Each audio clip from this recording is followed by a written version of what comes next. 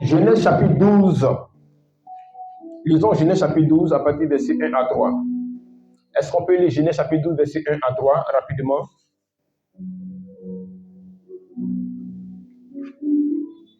L'Éternel dit à Abraham, l'Éternel dit à Abraham, va-t'en de ton pays, de ta patrie et de la maison de ton père dans le pays que je te montrerai. Je ferai de toi une grande nation et je te bénirai. Je rendrai ton nom grand et tu seras une source de bénédiction. Je bénirai ceux qui te béniront et je maudirai ceux qui te maudiront. Et toutes les familles de la terre seront bénies en toi. Amen. Genèse chapitre 17, à partir du verset 1. Le texte est un peu long, je vais le lire. Lorsque Abraham fut âgé de 99 ans, l'Éternel apparut à Abraham et lui dit, je suis le Dieu Tout-Puissant, marche devant ma face et sois intègre. Dis à ton voisin, marche devant ma face et sois intègre. J'établirai mon alliance entre moi et toi, et je te multiplierai à l'infini. Abraham tomba sur sa face, et Dieu lui parla en disant, voici mon alliance que je fais avec toi. Tu deviendras père d'une multitude de nations. On ne t'appellera plus Abraham, mais ton nom sera Abraham, car je te rends père d'une multitude de nations. Je te rendrai fécond à l'infini. Je ferai de toi des nations, et des rois sortiront de toi. J'établirai mon alliance entre moi et toi, et tes descendants après toi, selon leur génération. Ce sera une alliance perpétuelle en vertu de laquelle je serai ton Dieu et celui de ta postérité après toi. Je te donnerai et à tes descendants après toi le pays que tu habites comme étranger, tout le pays de Canaan en possession perpétuelle, et je serai leur Dieu. Dieu dit à Abraham, toi tu garderas mon alliance, toi et tes descendants après toi selon leur génération. C'est ici mon alliance que vous garderez entre moi et vous, et ta postérité après toi. Tout mâle parmi vous sera circoncis. Vous vous circoncirez, et ce sera un signe d'alliance entre moi et vous. À l'âge de 8 ans, tout mâle parmi vous sera circoncis selon vos générations. Qu'il soit né dans la maison ou qu'il soit acquis à prix d'argent de tout fils d'étranger sans appartenir à ta race. On devra circoncire celui qui est né dans la maison et celui qui est acquis à prix d'argent. Et mon alliance sera dans votre chair, une alliance perpétuelle. Un mâle incirconcis qui n'aura pas été circoncis dans sa chair sera exterminé du milieu de son peuple. Il aura violé mon alliance.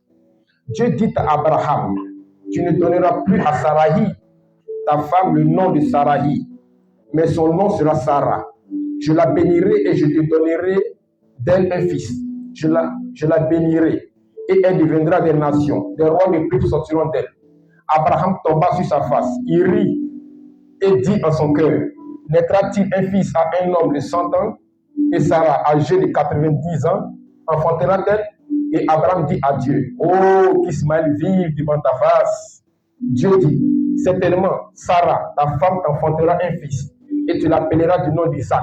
Je t'établirai mon alliance avec lui, comme une alliance perpétuelle pour sa postérité après lui. À l'égard d'Ismaël, je t'ai exaucé. Voici, je le bénirai, je le rendrai fécond, et je le multiplierai à l'infini. Il engendrera 12 princes, et je ferai de lui une grande nation. Je t'établirai mon alliance avec Isaac, que Sarah t'enfantera à cette époque-ci de l'année prochaine. Lorsqu'il eut achevé de lui parler, Dieu se leva au-dessus d'Abraham. Que Dieu joigne sa bénédiction à sa parole et que Dieu bénisse sa parole. Dieu nous met un amen. Alléluia. Je suis content que tu sois là ce soir parce que j'ai un message à t'apporter ce soir. Aujourd'hui, j'aimerais te parler d'un thème très important. Un thème très important. Je vais te parler de l'alliance. Dis alliance. Je vais te parler de alliance, mais pas de n'importe quelle alliance, mais d'une alliance divine. C'est-à-dire une alliance qu'un homme fait avec Dieu. Parce qu'il y a plusieurs types d'alliances. Il y a des alliances qui se font entre des hommes. Deux personnes peuvent faire alliance. Deux nations, deux pays, deux puissances peuvent faire alliance. On peut conclure également une alliance avec le diable. Ce qu'on appelle des alliances sataniques. Mais ce soir, je vais te parler d'une alliance qu'on appelle alliance divine. Amen. Il y a des messages, quand tu écoutes, ces messages-là te bâtissent. Ces messages-là édifient ta foi. Ces messages-là te construisent. Ces messages-là t'édifient. Ces messages-là grandissent ta foi. Mais il y a des messages, quand tu écoutes, ces messages-là sont plutôt pragmatiques pour le changement d'une vie. Je parle d'alliance, mais d'alliance avec Dieu. Alors, si je dois définir l'alliance, je dirais simplement que l'alliance divine, c'est simplement une relation que tu as avec Dieu. En d'autres termes, beaucoup de personnes marchent, beaucoup de personnes vivent, mais beaucoup de personnes n'ont pas une alliance avec Dieu. Alors que ces personnes veulent avoir des choses avec Dieu. Et je le dis tout le temps. Je dis ceci. Dieu est omnipotent. Il est tout puissant. Dieu est omniscient. Il sait tout. Dieu est omniprésent. Il est présent partout. Mais le même Dieu qui est présent partout n'agit pas partout. Et je le dis encore, que le Dieu que toi tu sais, que je sais, le Dieu que nous servons, ne s'implique que dans ce en quoi on l'implique. Ça veut dire que Dieu n'agit que là où on lui donne le droit d'agir. Tu comprends ce que j'explique? Je n'aurai pas besoin de crier pour qu'on sache que je prêche. Aujourd'hui, je vais vous parler. Donc, écoute-moi très bien. Parce que ce message est un message qui prend tout son sens dans ton essence. Et la suite des choses en dépendent. Parce que toute chose commence par une relation avec Dieu. Toute approche commence par une relation avec Dieu, c'est-à-dire par une alliance. Je suis en train de te dire que il y a des choses que tu ne pourras jamais avoir avec Dieu si tu n'es pas en alliance avec lui. En d'autres termes, si tu n'es pas en relation avec lui. Donc, l'une des choses par excellence par lesquelles, ou qui donne un droit légal à Dieu d'agir dans ta vie, d'agir dans tes affaires, c'est l'alliance. Dieu travaille, Dieu agit dans la vie de ceux qui ont une relation avec lui. Dieu travaille dans la vie, Dieu agit dans la vie de ceux qui ont une alliance avec lui. Si tu n'as pas d'alliance avec Dieu, il te sera compliqué d'obtenir de Dieu des choses que tu lui demandes. Tu comprends? De la Genèse jusqu'à l'Apocalypse, tous ceux qui ont été bénis dans la Bible, remarquez bien leur vie, c'est des gens qui ont marché avec Dieu. C'est des gens qui ont eu une relation avec Dieu. C'est des gens qui avaient une alliance avec Dieu. Lisez bien. De la Genèse jusqu'à l'Apocalypse, il y a eu deux types de personnes, deux types de nations. Il y a eu ceux qui ont marché en alliance avec Dieu et ceux qui n'ont pas marché en alliance avec Dieu. Il y a des nations qui ont marché en alliance avec Dieu et puis il y a des nations qui n'ont pas marché en alliance avec Dieu. Mais quand vous regardez les deux résultats que ces deux catégories ont produit dans la Bible, ça a été catastrophique pour ceux qui n'avaient pas une alliance avec Dieu, mais bénéfique pour ceux qui avaient une alliance avec Dieu. Tu comprends? Or, la Bible a été écrite pour nous apprendre également comment développer une relation avec Dieu. Comment le Dieu que nous voulons servir là, comment nous pouvons marcher avec lui, comment nous pouvons être en relation avec lui. Qu'est-ce qu'il aime et qu'est-ce qu'il n'aime pas? Qu'est-ce qu'il souhaite et qu'est-ce qu'il ne souhaite pas? C'est pour cela que la Bible a été écrite. Pour nous montrer comment on marche avec le Dieu que tu sais. Tu comprends ça? Donc tu comprends que le fondement de ta foi est basé sur une relation avec Dieu. Ce qu'on appelle une alliance. Je profite de cette occasion pour dire ceci. Qu'il y a une différence entre être béni et être en alliance avec Dieu. La bénédiction est différente de l'alliance. Tu peux être béni sans être en alliance avec Dieu. Tu comprends? C'est la raison pour laquelle, lorsque Dieu a dit à Abraham que je ferai alliance avec l'enfant qui naîtra de ton sein, Abraham a commencé à rire.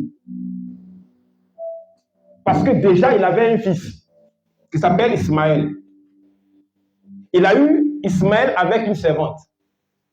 Donc, Abraham voulait faire d'Ismaël son héritier.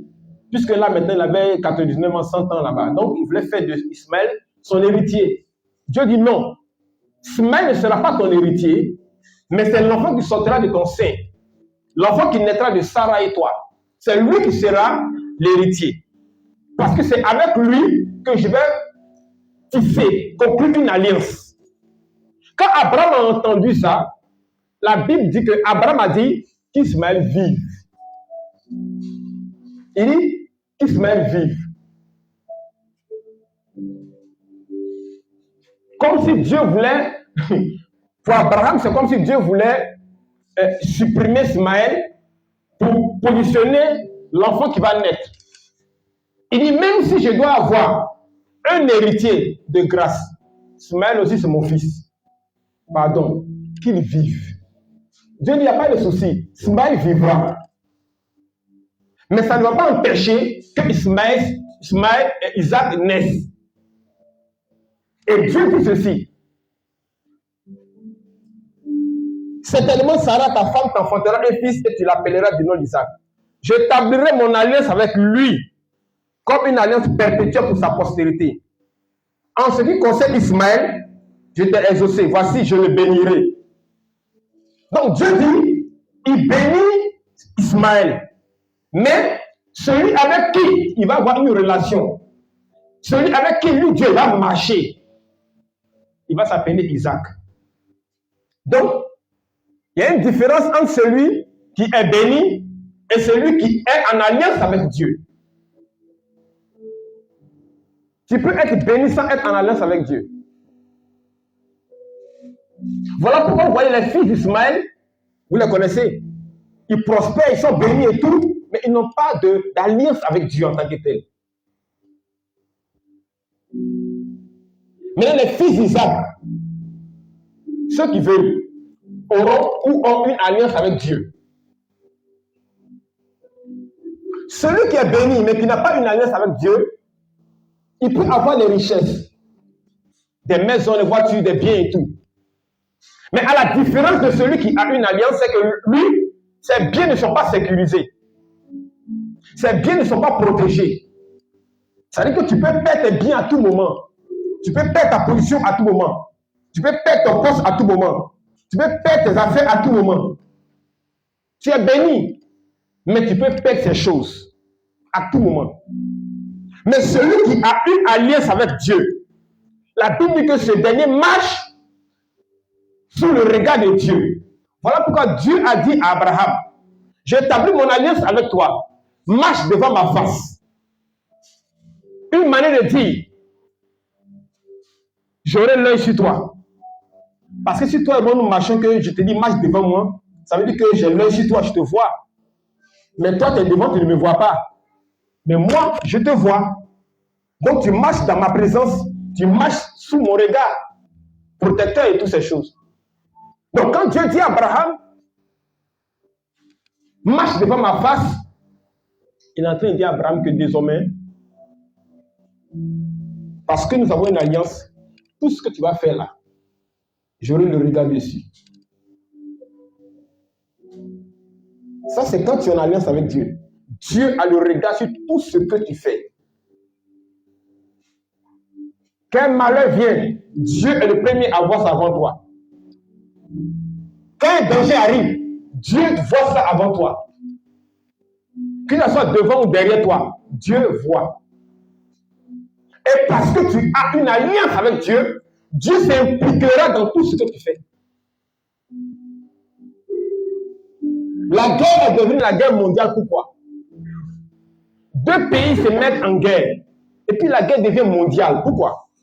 C'est parce que chaque pays qui était en guerre, l'un contre l'autre, chaque pays avait une alliance avec d'autres pays. Donc, parce que le pays-là a une alliance avec d'autres pays, si ce pays est attaqué, les autres pays qui sont en alliance avec lui sont obligés de s'impliquer. C'est le même principe.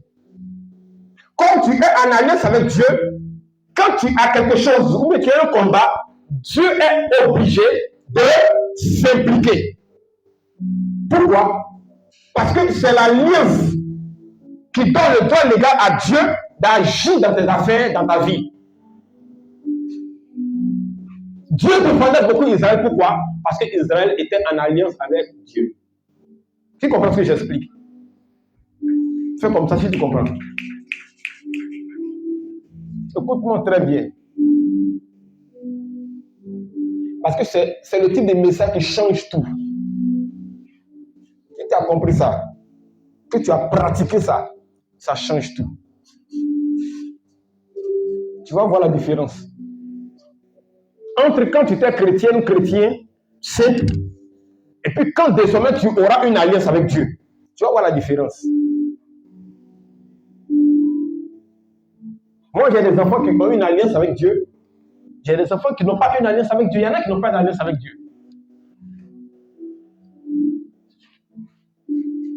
Amen.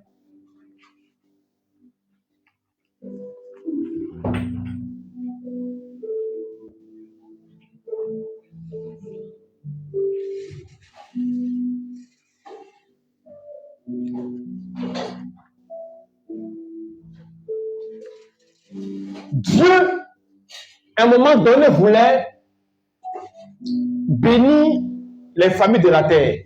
Dieu avait un projet. Dieu avait un but. C'était de bénir les familles de la terre.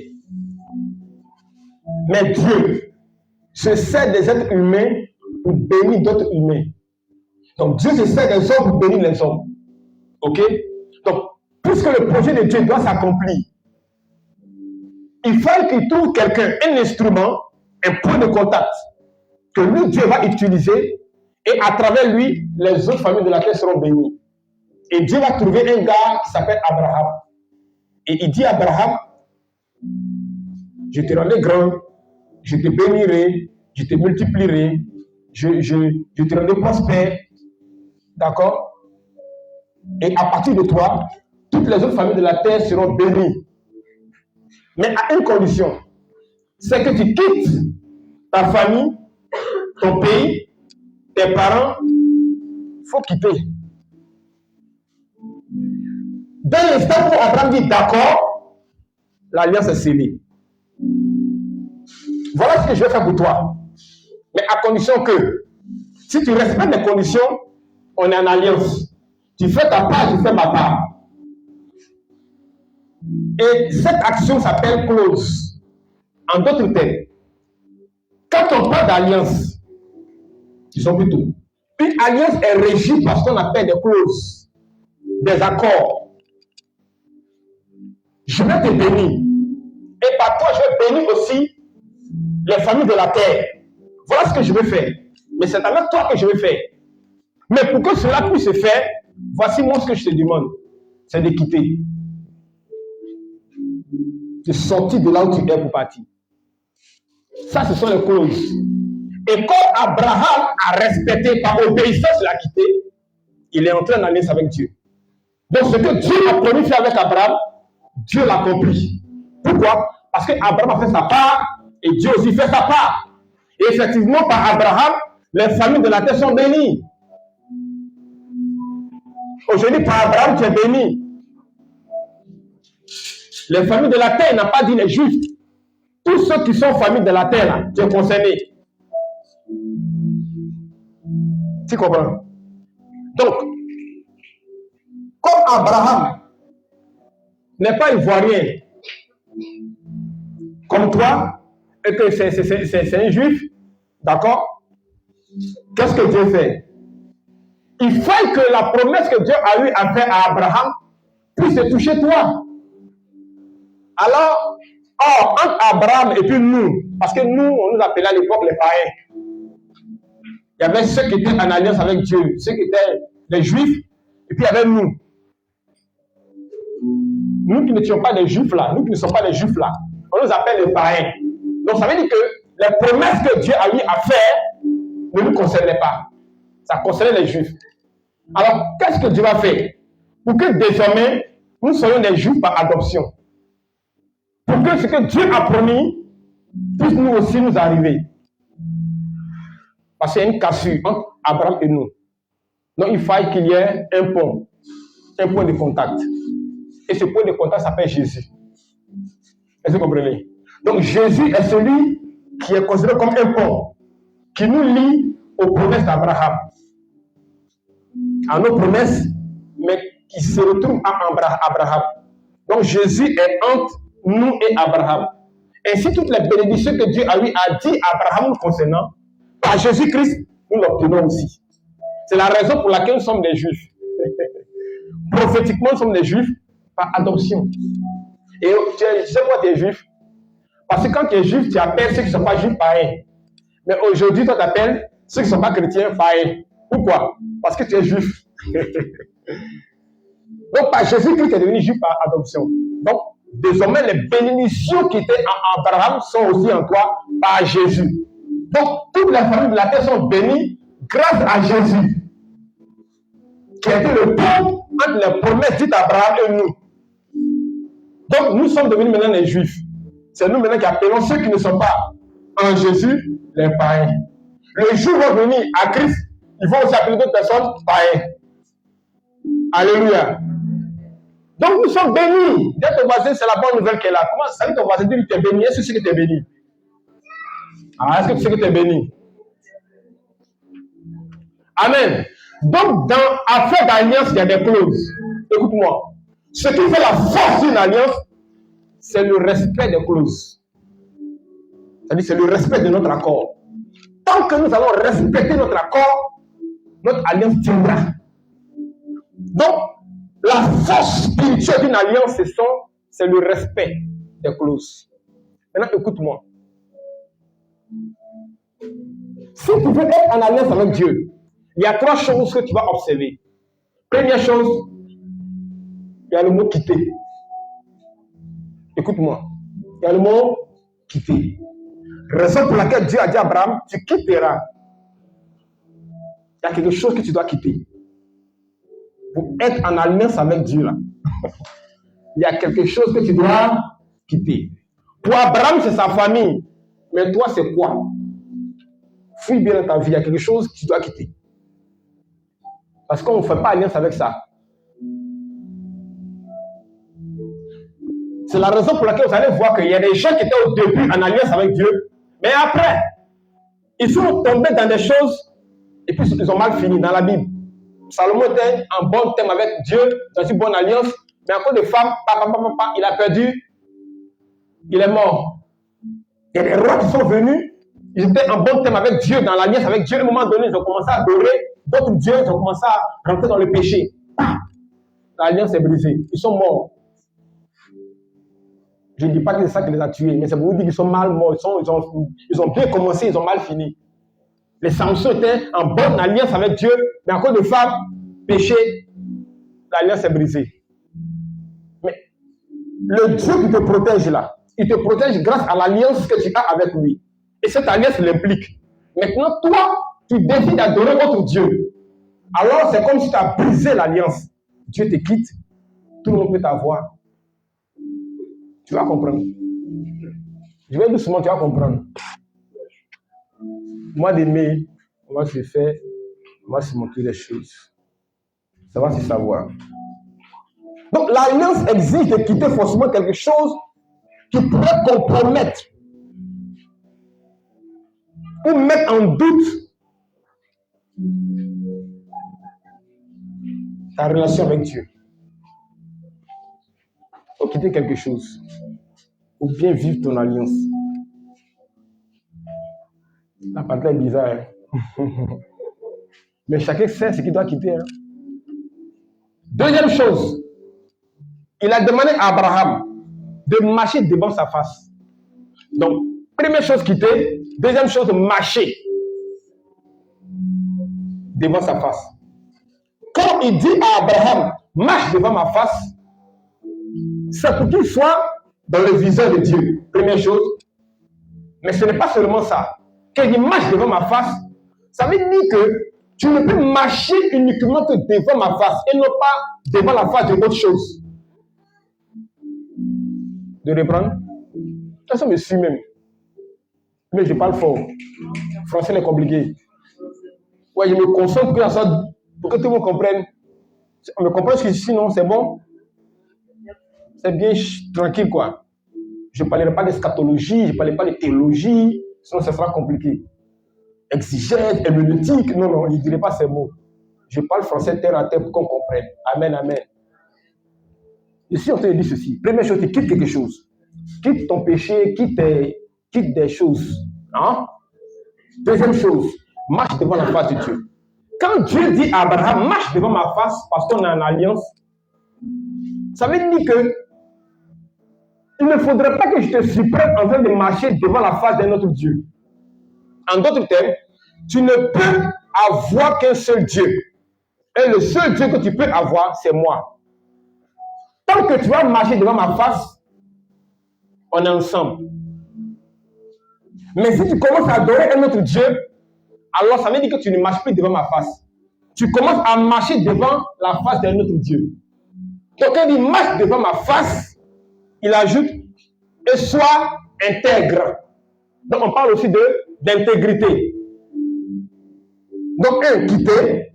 Deux, il faut avoir Dieu seul pour Dieu. Ça veut dire que si ton pied cogne, il ne faut pas crier. Oh, comment on appelle les dieux qui sont au village là? Donne-moi un nom, il y a quelque chose comme ça. Donne-moi un nom de vos, les gens qui. Quoi? Bye. Quand tu dis que tu marches en alliance avec Dieu, que ton pied cogne, il ne faut pas crier. Bye. Hein? C'est-à-dire le seul Dieu que tu dois évoquer là, c'est son nom qui est là. C'est Dieu, Jésus. Tu comprends ce que j'explique? Mais tu dis, tu marches devant la face de Dieu, tu es en Jésus-Christ, quand ton pied cogne, tu cries le nom d'un autre Dieu. Ça veut dire qu'en réalité, tu marches devant la face de l'autre Dieu là. C'est lui qui te gère, ce n'est pas un autre Dieu. Tu comprends? Il y a des gens qui adorent ce que tu as dit là. Mais quand ils veulent tomber, ils crient oh Jésus. Bon, le cas, ils n'ont qu'à revoir le cas. Ils n'ont qu'à choisir. Soit c'est pour nous, soit pour vous, là, choisissez. Alléluia. Quand on va dire choisissez. Chacun choisit. Troisième chose, il dit intègre.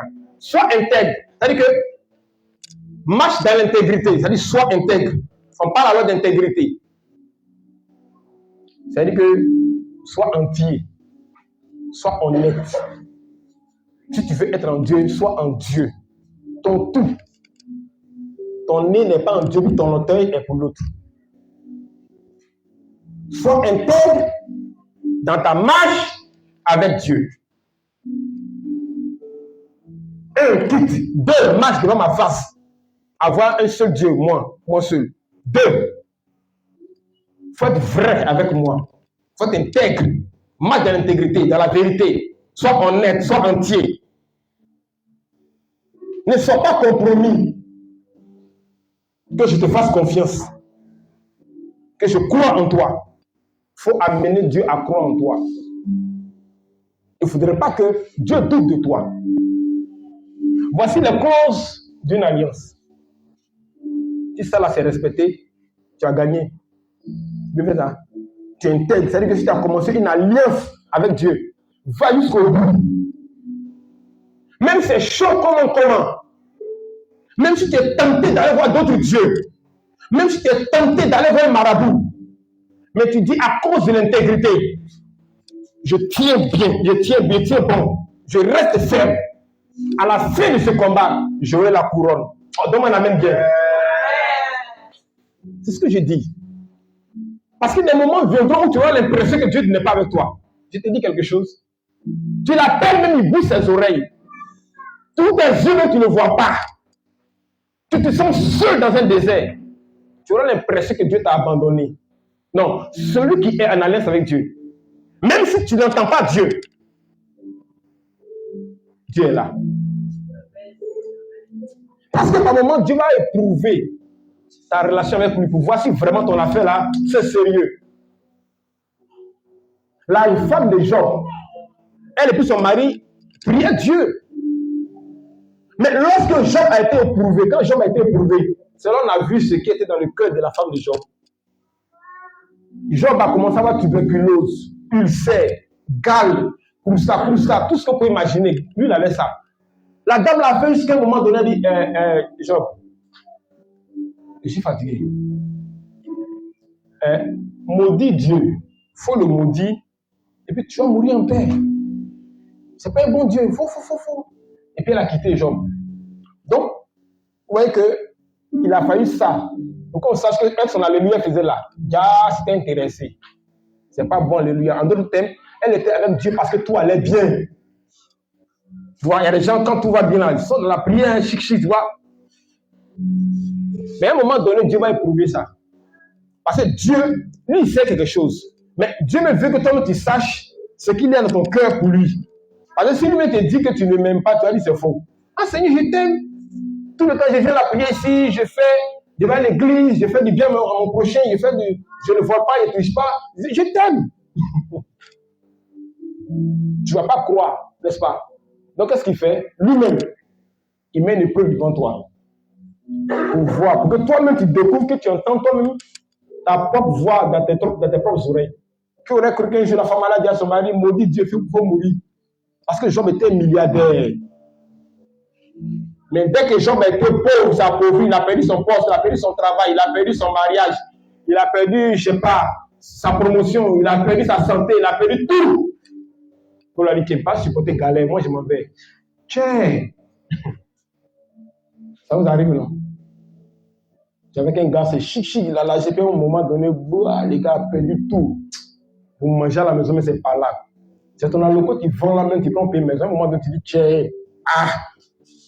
moi-même là, tu vois, et puis l'amour s'enfuit par la fenêtre. Tu n'as pas été intègre.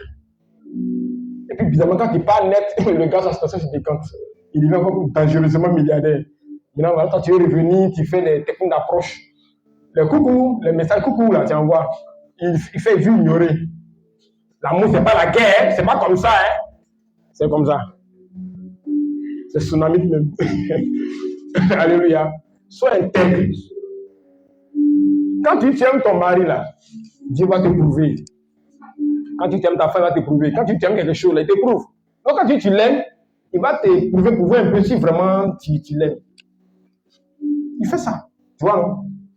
Souvent, tu veux un boulot, non? Ou bien tu veux quelque chose. Raison pour laquelle tu es là. Souvent, tu donnes. Il fait exprès qu'il donne. Pour voir si, malgré le fait que tu aies eu ça, tu vas continuer à être intègre. Il y a des gens qui ont travail, ils viennent plus à la prière. Quand tu les appelles, c'est quand la prière là même? Ah, le vendredi là, toi qui te travaille, je suis fatigué, ce jour, je me repose. Yeah! Pourquoi tu venais laper nous ici? Ah, il y a où pas de quelque chose, je sais de quoi je parle. Aïe, je sais de quoi je parle. J'ai fait le ministère jusqu'à avant d'arriver ici. Voilà, mes enfants, ils sont là. Et ils sont intègres. Depuis 2000 combien, ils sont avec moi.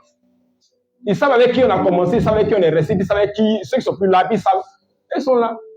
Vous comprenez? On appelle ça intégrité. Ils sont là. Mais là, eux ont eu travail, mais c'est fini. Tiens, ils viennent. Quand ils sont mariés, quand ils appellent, mon mari, ils appellent pas mon mari, oh, mon mari, mon mari. Ah! D'accord? C'est ça en fait. Elle est jupée pour son mari. Même elle est ici, elle est ici, là, tous, c'est-à-dire que tout, ses pensées, mais c'est son mari là-bas. Marie, mais c'est que tu es venu à la prière. Mais mon mari. Non. Viens à la prière. Prière, c'est quand dimanche. Dimanche, il fait chaud, c'est le seul jour où je me repose. Ok. Viens vendredi. Oh, pour aller faire quoi? Parce qu'il a cassé, brisé. C'est tombé. Il n'a plus de sujet de prière. Il y avait une nouvelle maison. Son seul sujet de prière qui restait, c'était peut-être enfantement. Tu as travaillé, tu es marié, il reste. Il n'y a pas d'enfant. C'est le seul sujet qui t'a mené ici. Dès que l'enfant là vient là, c'est fini, tu vois. Il n'y a plus autre sujet de prière. C'est-à-dire que quand la peine, je vais lui faire quoi même? J'ai dit à tout, hein. Et puis moi, ce qu'ils font, ce qu'ils mettent de ça, c'est qu'ils ne comprennent pas. J'ai dit à tout, hein. Ils ont réussi. Non, mais il ne parle pas de toi. Hein. Toi, tu es quoi? Tu es quoi? D'accord. Je crois. Tu es intègre. On est dedans. Quand ton voisin, tu es intègre, j'aime ça. Alléluia! Soyez intègre, hein? Parce que Dieu va bénir, hein? Il ne faut pas que quand on t'appelle, tu vas dire, hey, mon boulot là me fatigue. Et puis, il travaille là, mais je n'ai même plus le temps même pour venir à la prière. Tu fais exprès. Il y a le temps pour Dieu. Il y a le temps. Écoute-moi. Station qui t'a donné essence, c'est puis tu allais rouler jusqu'à là. Tu finiras toujours par revenir à la station. Parce que ce qui va alimenter et conserver, va te conserver dans la constance, c'est quand tu prendras toujours l'essence. Mais toi, parce que tu as eu essence, tu as roulé quand tu dis, pour toi c'est fini, oh, j'ai eu essence aujourd'hui, donc du coup, mais voiture, la essence va finir. Écoute-moi, la meilleure manière de conserver une bénédiction, c'est de rester toujours dans l'endroit où tu as eu la bénédiction. Pour que tu sois toujours alimenté et protégé. C'est un secret d'État. On ne se déconnecte pas de la source. Voilà pourquoi Jean chapitre 15 dit ceci. Je suis le figuier avec les sarments. Celui qui est en dehors de moi ne prospère pas. Jésus dit que lui, il est le... Voilà. Celui qui est en dehors de la source ne prospère pas. Tu as une nappe qui est là. La branche est là. Il y a des fruits qui poussent sur la branche et tout, n'est-ce pas? C'est grâce à la racine que la branche... Voyez un peu. Mais le jour où on casse la branche et qu'on déconnecte la branche et qu'on dépose la branche par terre, la branche est morte. Pourquoi? Il n'y a plus rien qui l'alimente. Tu t'es déconnecté de la source. Donc là où tu as eu, ne te déconnecte pas de la source. Voilà l'erreur que beaucoup font. La raison pour laquelle ça sèche et puis ils reviennent encore. Et on va recommencer le travail. Je connais quelqu'un, quand on est de l'autre côté, au Sacré-Cœur, le gars il vient. Non. Il y a des parlants de langue même moi je ne connais pas. Lui, non. À la fin de la prière, il me voit, il dit non. Il doit travailler, qu'il a eu un point ici, les gens de tournent, ça fait combien? Ça fait plus de 3, 6 mois, 4 mois, on le tourne. Il dit, c'est ça, j'ai pris comme ça là. Il dit, c'est ça même, je viens arracher. Il dit, et il a fait quelque chose. Au nom de Jésus, pas. Et puis il y avait une action prophétique qu'il devait poser. Je lui ai donné les directives, pas il allait poser l'action prophétique. Ils l'ont appelé, les gars travaillent. Tranquille. Il est venu une fois, 2 fois. 3 fois. 4 fois. Ça dit, tu sais qu'ils sont venus maintenant, ils viennent en retard maintenant, tu vois. Et 4 fois. 5 fois. Vous, le gars a disparu. Un jour, j'étais là, puis quelque chose me dit, appelle-le. En fait, c'est un homme de Dieu qui m'a recommandé le monsieur, en fait. Donc, je l'appelle, ça va, je reprends la prière, le travail, franchement, ça me fatigue. La prière, c'est quelle heure, c'est quand? Il dit, ah! Je lui ai redonné l'heure, la prière, d'accord, je vais voir, j'ai passé. Le gars n'est plus venu, hein. Maintenant, un jour, à la prière, puis il va assis. Même prière, tu faisais, il a commencé à lui faire ça. Oh, normalement, il n'a plus fait parce que tu as fait ça pour avoir ça.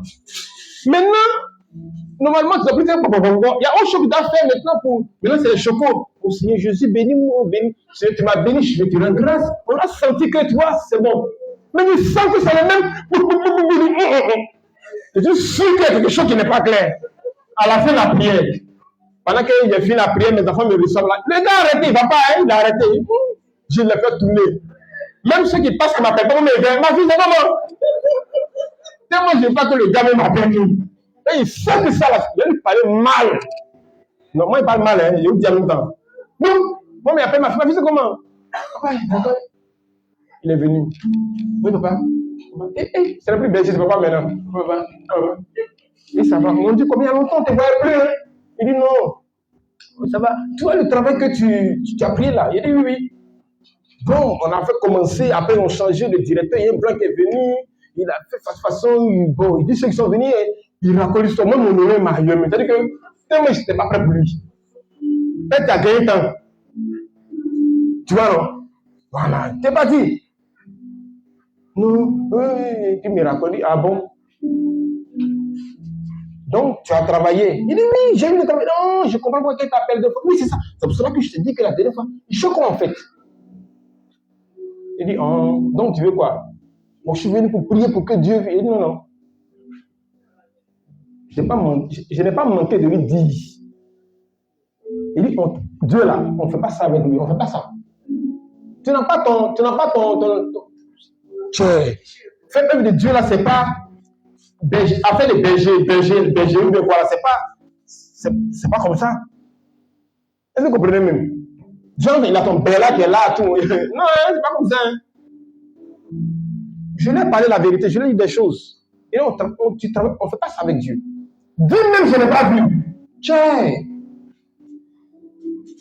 Dieu, je n'ai pas vu. 10 moments, pas si c'est des offrandes, peut-être que c'est plus. 10 même, moins 10. Dans toute offrande qu'on fait là, la partie la plus petite là, on appelle ça 10. Est-ce que vous comprenez? Si tu as 10 000, 10 de 10 000, c'est combien?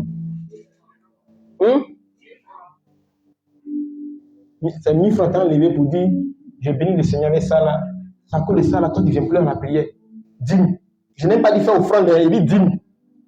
Offrande, moi peut-être à 1500, 1500. Je lui ai parlé mal. Aïe. Il n'est plus venu. Moi aussi, m'en fous.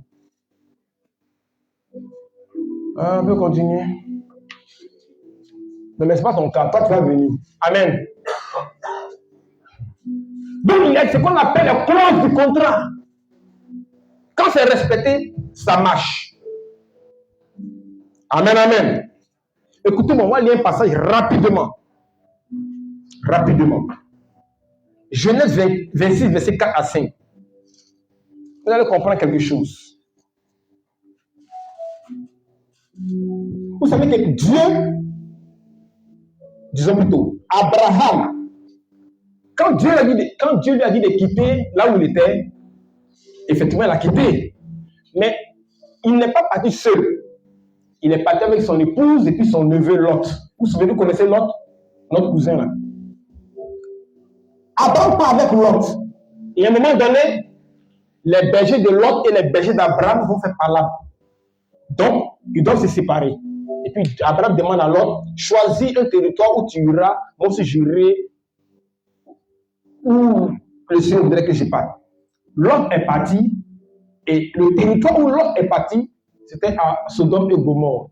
Vous connaissez Sodome et Gomorrhe? Voilà. C'est là-bas qu'il est parti. Or, à Sodome et Gomorrhe, le péché était tel que une odeur même du péché, de l'impureté ne sortait de la ville jusqu'au ciel. Est-ce que vous comprenez? C'est-à-dire que jusqu'à Dieu décide de détruire la ville, ça veut dire que le péché était grave. Le péché qui était dans cette ville était tellement grave que ça dégageait une mauvaise odeur. Dieu a senti ça détruire son trône. Et Dieu décide de venir détruire Sodome et Gomorrhe. On dit péché à odeur, hein, ouais, non? Juste quand Dieu m'a senti ça. De toute façon, quand ta prière est bien faite, ça dégage une odeur agréable jusqu'à Dieu sent là. C'est comme ça sur le péché aussi sent mauvais. Et donc Dieu décide de détruire Sodome et Gomorrhe. Or, à Sodome et à Gomorrhe, Le neveu d'Abraham était là-bas. Écoutez-moi très bien, hein. Vous allez comprendre le texte tout à l'heure quand je vais lire, mais il faut que je t'explique. Lot était là-bas. Et donc, Dieu descend. 3 hommes viennent chez Abraham. Et puis les 3 hommes, après avoir fini de manger chez Abraham, vont dire à Abraham, nous, ça va détruire Sodome et Gomorrhe. Parce que le péché est grave là-bas. Abraham va intercéder. Mais dans son intercession, il ne dira pas le nom de Lot. Suivez bien. Hein? Il ne va pas dire non, comme il y a mon neveu, il s'appelle Lot. Tu vois? Épargne-le. Abraham va intercéder. S'il y avait 40 personnes, est-ce que tu vas détruire? Il dit non. S'il y avait 50 personnes, tu vas détruire? Non. Est-ce qu'il y avait 15 personnes? Il a dit tout ça là. C'était pour épargner son neveu. Il n'a pas dit le nom de son neveu. Et puis, ils sont partis. Quand ils sont arrivés, celui qui les a accueillis, il s'appelle Lot, le neveu d'Abraham. Il était assis devant la ville, il prenait de l'air, puis il voit des gens qui passent. De la même manière, Abraham les a anticipé leur route là, coupé leur route là. C'est comme ça, Lot aussi a coupé leur route. Et Lot leur demande de venir chez lui, comme étranger. Il va s'occuper d'eux, il va prendre soin d'eux. Ils disent, ne rentre pas dans la ville là. Lot a supplié, Lot a demandé pardon, venez, vous reposez un peu. Lot a tout fait. Les étrangers là sont rentrés chez Lot. Quand les étrangers là sont rentrés chez Lot, on ne sait pas si il y a une affaire qui allait dire aux gens, oh, tonton Lot a hébergé des étrangers. Est-ce que vous comprenez? Tonton Lot a hébergé des étrangers. Oh, ils ont fait réunion de bonne sur la papalab. Lui, il est un étranger, et puis c'est lui qui vient encore cacher les étrangers chez lui. Or, là-bas, c'est les vrais PD même. Est-ce que vous comprenez ce que j'explique? Donc, ils ont dit la chose. Alors, il faut faire sortir les 2 gars là, nous en finir eux. Ils ont une nouvelle proie. Ils sont fatigués, ceux qui sont là, il y a un nouveau là. Donc, ils disent, fais sortir tes gars, nous on va les connaître. Encore ils viennent te connaître, c'est-à-dire ils vont te gâter même. Est-ce que vous comprenez? Leur dit, pardonnez, ne faites pas ça mes étrangers. J'ai 2 filles qui sont ici, elles sont vierges. Si vous voulez, si c'est eux vous voulez gâter là, je vous envoie les 2 filles là, gâtez-les. Mais les 2 là sont mal laissés. Il dit, non, moi je veux que les femmes quittent ici. Les 2 hommes qui sont là-bas là. Non, mais fait. L'autre a fait tout. Les gens là ne veulent pas. Ils ont poussé l'autre, ils ont cassé la porte. Ils voulaient faire sortir les gens là. Les gens ont fait une prière. Hein? Ils sont tous devenus aveugles. Et les 2 gars là ont dit à l'autre, il faut sortir de la ville. Prends les gens qui te connaissent, sortir de la ville parce que nous allons détruire la ville. Et puis, l'autre prend ses 2 filles, puisque les copains de ces filles-là, quand l'autre leur a dit, sortons d'ici, ils ont dit, oh, tu t'amuses. Nous, c'est si on est en partie, ils sont restés. Donc, ils sont partis avec les pères. Maman, papa, 2 filles sont partis. Maintenant, écoutez-moi très bien. Ils ont été épargnés, non? Dieu a détruit Sodome et Gomorrhe, n'est-ce pas? Donc, l'autre a été épargné avec ses filles. Mais il y a quelque chose qui m'a dérangé, que je vais lire, tu vas comprendre. Genèse 26. Genèse 26, à partir du verset 4 à 5. Il a écrit ceci. J'espère que j'ai la bonne référence. Hein.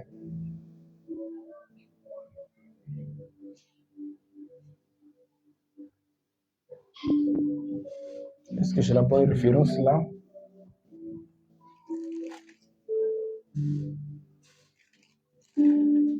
Patientez. On est venu pour ça.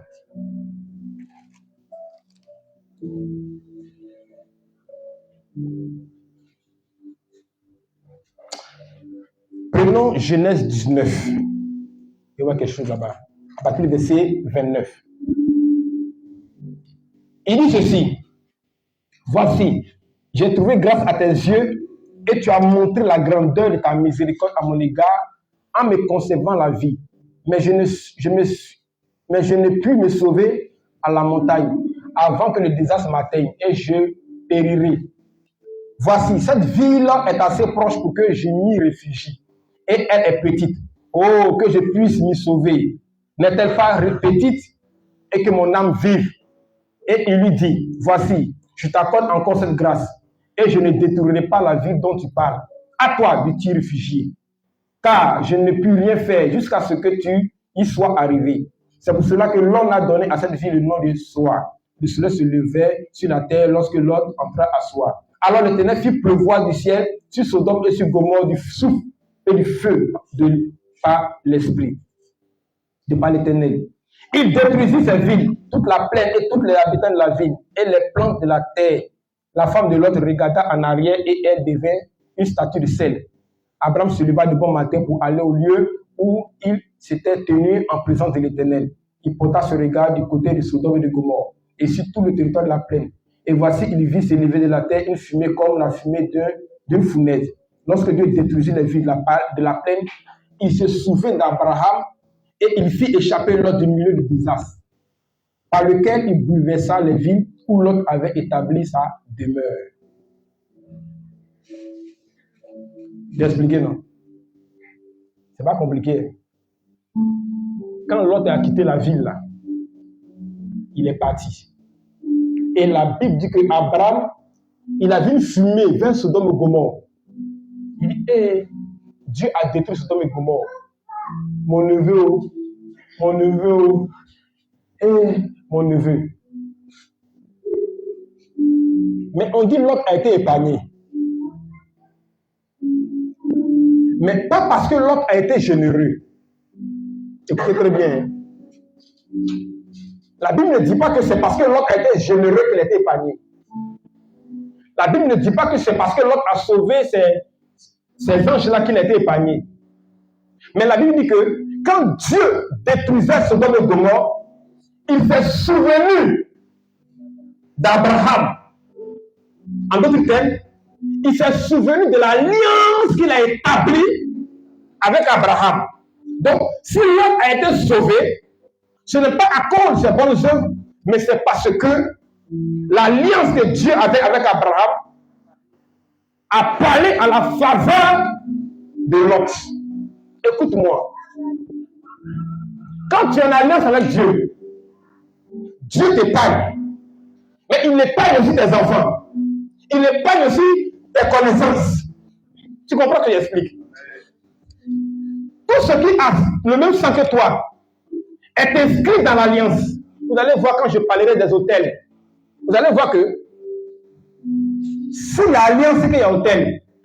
En d'autres termes, quand il y a hôtel, forcément on fait une alliance.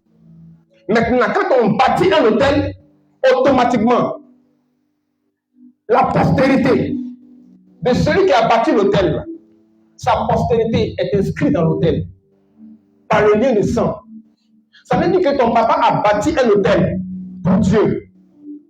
Dès que ton papa a bâti l'hôtel pour Dieu, toi tu n'es même pas encore né. Mais Dieu a déjà inscrit le nom de tous ceux qui appartiennent à la descendance du monsieur qui a bâti l'hôtel pour lui là, dans l'hôtel.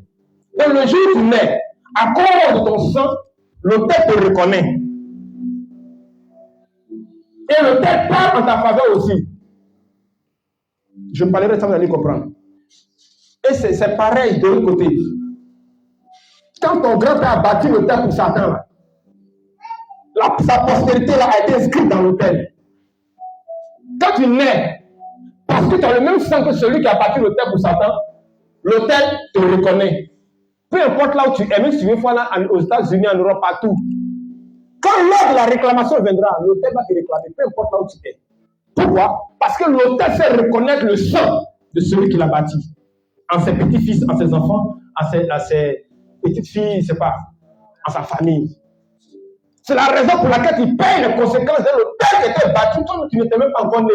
Mais c'est toi qui subis. Pourquoi? Parce que les démons qui sont gâtés de l'hôtel te reconnaissent.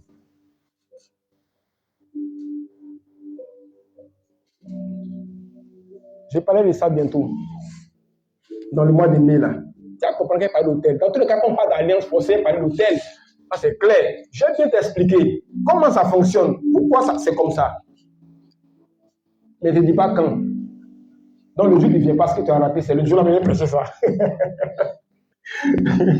Donc, l'alliance, c'est ce qui a sauvé qui? C'est ce qui a sauvé Lot. Il y a des gens là. Le papa, quand on était à Boaké, il y a une famille là. Le papa, son affaire d'Alléluia. le monsieur là. Je ne sais pas quel hôtel il a bâti, hein, mais tous ses enfants ont réussi. Ce garçon, il n'y a pas un qui a échoué sa vie. Directeur d'entreprise étant dans tel pays, directeur étant dans tel pays, fondateur de ceci. Le dernier, quand on quittait Boaké, le dernier là, il était en train de passer bac. Mais bac là, il est prime de classe jusqu'à lui, il va mourir. On sait que lui, il va réussir, il n'y a rien à faire. Tous ces enfants ont réussi. Donc, quand il y a bac là, en tout cas, nous, on est dans les parages là, nous, on tue.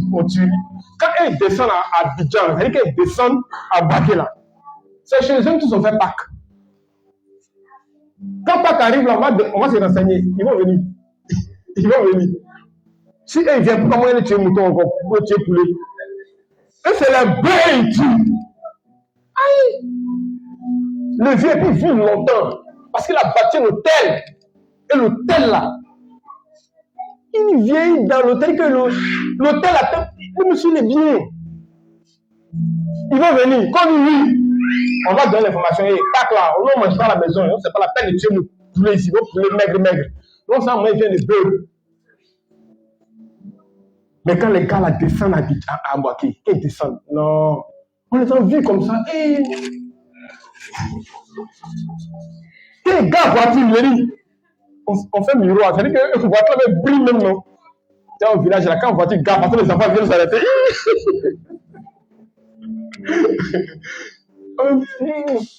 Je touche. C'est ça. Les enfants, ils sont nuits, chacun vient. Les clés. Oh, Seigneur, que de nous. Quand ils gardent la voiture, le temps était fier. Le monsieur est béni. Les enfants ne poussent pas d'efforts, mais ils sont bénis. Parce qu'ils bénéficient d'une grâce qui sort d'une alliance de leur papa. Donc toi, où tu as bâti alliance aujourd'hui, tu dis que non, c'est pas pour toi-même. Tu le fais pour tes enfants. Et les gens aujourd'hui qui rentrent dans les endroits, pas parce qu'ils ont une faveur spéciale. Ils sont imprimés même pas. Mais ça marche pour comme ça. Vous les connaissez dans ces gens-là. Ça marche comme ça. Moi, je connais un petit comme ça. Tout marche pour les autres. Aïe. Prions, pas prions, il roule. Un jeton, ça va. Il fonctionne sous l'alliance. Le bien que tu fais aujourd'hui, l'alliance que tu bâtis aujourd'hui, là, c'est pour tes enfants. C'est pour que demain, même si tu n'es pas là, quand Dieu, vous allez voir Isaac et Jacob, l'alliance d'Abraham, là, ça parlait pour lui jusqu'à Joseph. Ce qui faisait que Joseph a prospéré, c'est parce que Joseph était trop intelligent, bien Joseph. Non! C'est l'alliance d'Abraham là qui coule sur eux comme ça. Regardez la famille d'Abraham, bénie. Jusqu'à, regardez, la généalogie d'Abraham. Prenez, jusqu'à David, jusqu'à Salomon monté. Tout le monde est riche. Tout le monde est bien. Est-ce que vous comprenez? Ils ont fait quoi? Rien. Est-ce qu'ils prient plus que toi? Est-ce qu'eux faisaient veiller des prières? Est-ce qu'ils parlaient en langue? Est-ce qu'eux avaient berger pour prier pour eux? Ils ont fait quoi? Et puis eux là, et ils avaient quel genre de vie? Pécheurs qu'ils étaient. Salomon qui avait plus de 1000 femmes, pécheurs qu'ils étaient, tous les David là. Mais regarde leur vie. L'alliance couvre leur péché. Parce que c'est l'alliance par plus que même les péchés. Et ils sont bénis. Je vous dis qu'il y a la puissance, il y a une puissance, il y a une force dans une alliance. Aujourd'hui, ton alliance, peut-être tu ne vois pas. Mais Dieu réserve ça pour tes enfants. Écoute-moi. Rien n'est perdu. L'alliance pratique. On va lire un passage. Quand je parle, j'aime lire la parole pour confirmer ce que je dis. 2 Samuel 9. Trouvez-moi ça rapidement. Je termine par ce témoignage et puis on va prier un peu puis on va partir.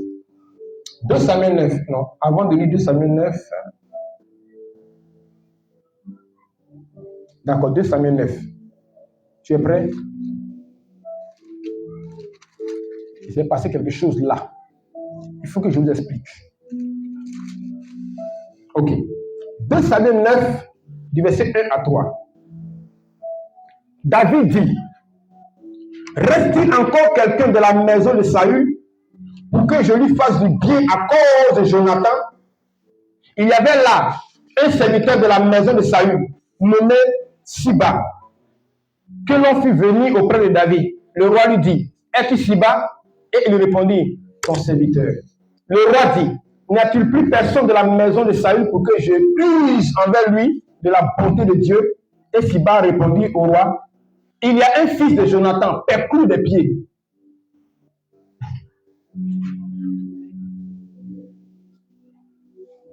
Pourquoi il précise perclus des pieds? C'est-à-dire les boiteux. Je vais vous expliquer pourquoi j'ai insisté sur perclus des pieds. Écoutez-moi. Saül était roi. Jonathan, c'est le fils de Saül. David, tiens, berger quelque part là-bas que Dieu a oint. Quand Saül a péché contre Dieu, puis l'esprit de Dieu l'a quitté, il y avait une folie. Donc c'est David qui venait jouer à la guitare. Tant, tant, tant. Et puis l'agitation de Saül se calmait. Donc David faisait du bien à Saül. Amen. Saül, à un moment donné, a compris que, en d'autres termes, bon, il a cru, il n'a pas cru. Bon, il s'est dit que David va prendre sa place en tant que roi. Donc David est devenu son ennemi numéro 1. Est-ce que me suit? C'est comme ça. Son numéro 1. Donc, pour empêcher David de s'asseoir sur le trône, Saül a combattu David toute sa vie. Mais le fils du roi Saül, qui s'appelle Jonathan, a aimé David. On dit qu'il aima David plus que son âme. Ça veut dire qu'il a tellement aimé David que lui et David, ils sont devenus camarades. Est-ce que vous comprenez? Et puis, Saül et Jonathan vont en guerre. Et puis, Saül meurt, Jonathan meurt. Quand David vient au pouvoir, David, un matin, se lève et dit, il n'y a pas quelqu'un de la maison de Saül, l'ancien roi là, à qui je puisse lui faire du bien. Les gens disent que il y a un monsieur ici qui s'appelle Siba. C'était le bon, le serviteur de Saül. Lui peut bien te renseigner. On appelle Siba. Quand Siba arrive, on lui demande, est-ce qu'il y a quelqu'un dans la famille de Saül qui vit encore, à qui on peut faire du bien? Ils avaient encore d'autres fils qui vivaient. Mais Siba a cité le nom de Mephibosheth, qui est le fils de Jonathan. Et Jonathan est le camarade, l'ami de David. Il dit, il y a ici Mephibosheth. Mais je t'informe, oh mon roi, que ce petit-là, il est boiteux. Est-ce que vous comprenez? Maintenant, pourquoi est-ce que j'ai insisté sur l'affaire de boiteux là? Il t'explique. De la même manière que Saül a combattu David et que David est venu au pouvoir, les gens ont cru que si David vient au pouvoir, il va tuer toute la famille, tous les membres de la famille de Saül qui sont là. Donc tout le monde a fui. Donc la servante, en fuyant, elle a pris le fils de Jonathan, l'ami de David. Elle a pris son fils, elle l'a mis au dos. Et en courant, l'enfant est quitté sur le dos, l'enfant est tombé, et l'enfant a perdu l'usage de ses jambes. Elle est devenue boiteux. Donc elle a soulevé son enfant, l'enfant comme ça, et puis elle est partie. Et quand elle est partie, l'enfant a grandi là-bas, étant boiteux. Maintenant, il est boiteux.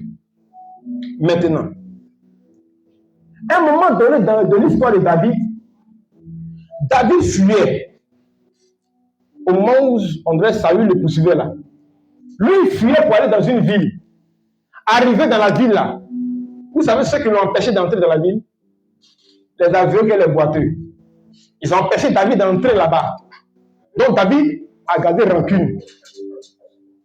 Il a gardé rancune contre les aveugles et les boiteux. Attends. Lisons. La parole est Chico. Il a gardé rancune. Il dit, 2 Samuel chapitre 5, verset 8. Il dit, David avait dit en ce jour, quiconque battra les Jébusiens et atteindra le canal, quiconque frappera ses boiteux et ses aveugles, qui sont les ennemis de David. C'est pourquoi l'on dit, l'aveugle et le boiteux n'entreront point dans la maison. Vous comprenez? Donc les boiteux et les aveugles sont devenus quoi? Les ennemis de David. Et on dit à partir de aujourd'hui, David a juré, il a dit, moi, si je suis roi, aucun aveugle, aucun boiteux ne va entrer dans mon royaume. Jamais! Le gars a gardé rancune comme ça. Maintenant, on lui dit que la personne que tu veux aider là, il est boiteux. Tu fais quoi?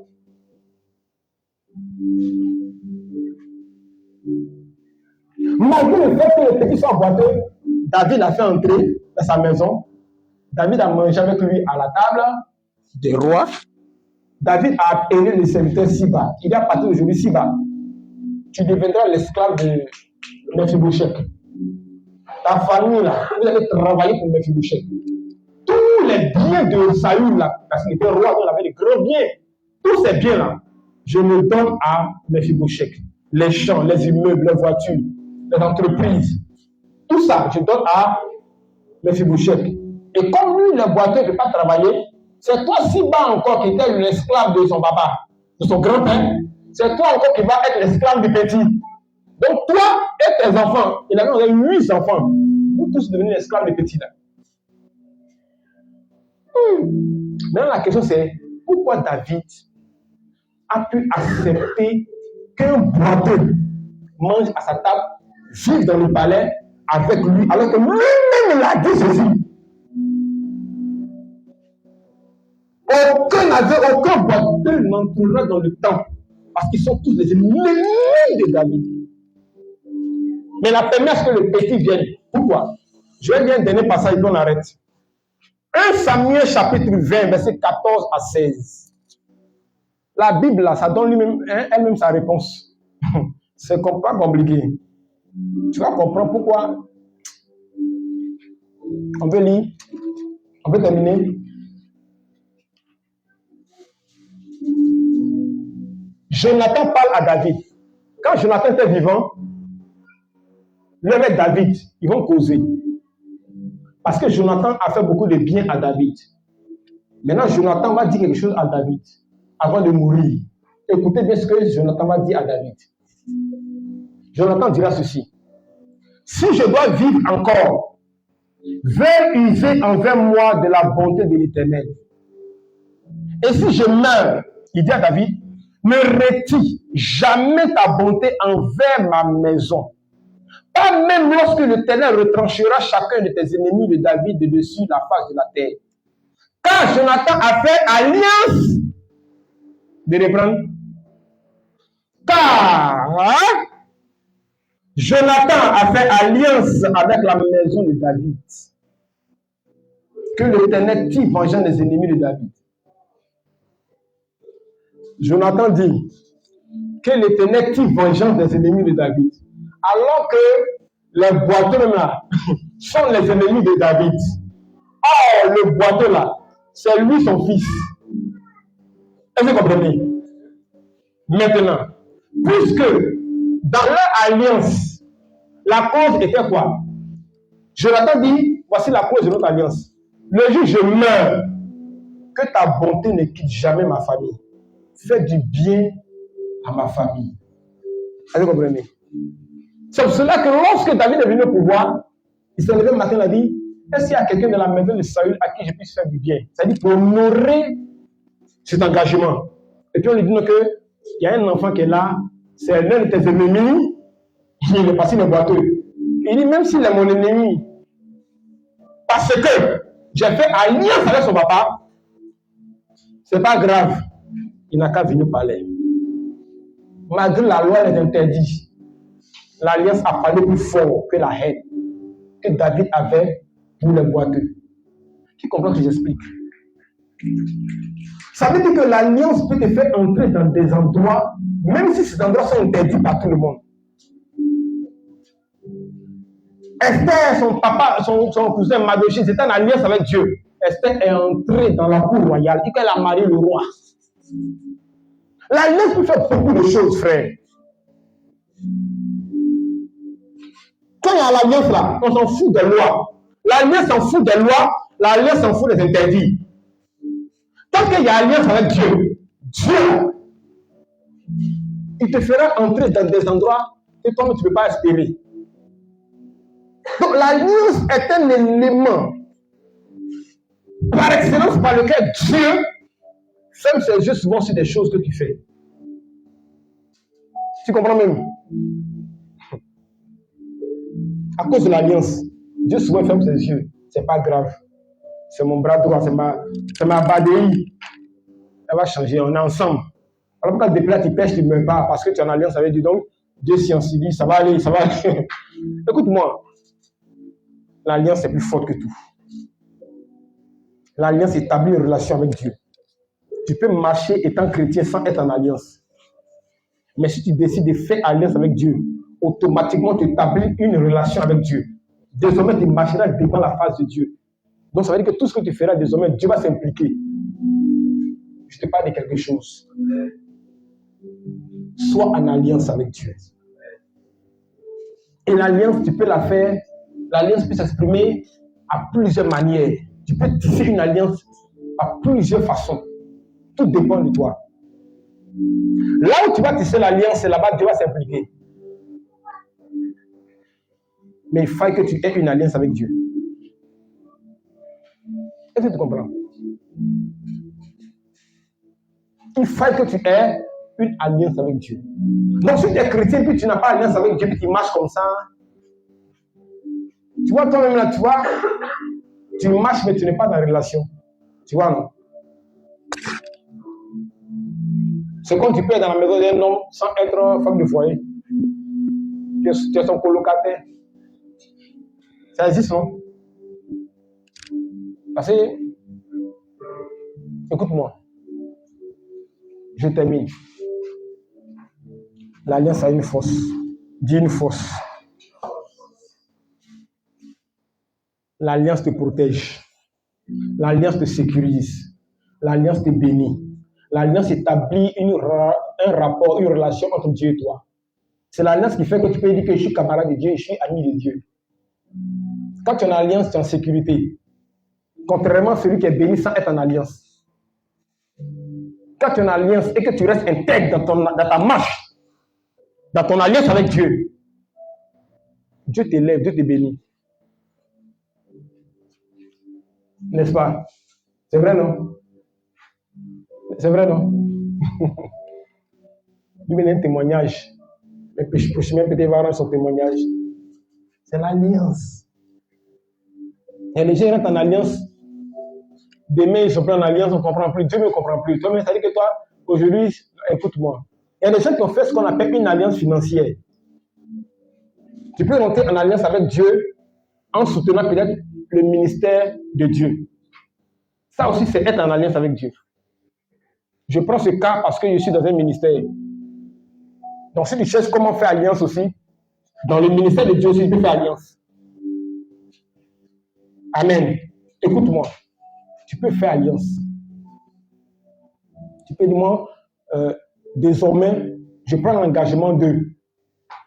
C'est moi qui ai acheté Kleenex de l'homme de Dieu. C'est ton alliance qui est là. Donc, chaque fois qu'il y a prière, tu viens Kleenex. Tu comprends? C'est ton alliance. Tu peux dire désormais, je suis en alliance avec Dieu. Chaque fois que l'aura prière, c'est moi qui envoie l'eau. C'est ton alliance, hein? Désormais, chaque fois qu'il y a prière, quoi encore? Dites les choses, c'est moi qui suis. Hein? Bon, moi, je viens balayer. Non, il y a quelqu'un qui balaye déjà. Alléluia. Désormais, hein? Ah, mais c'est bien, tu es intelligente. Fils, c'est bon?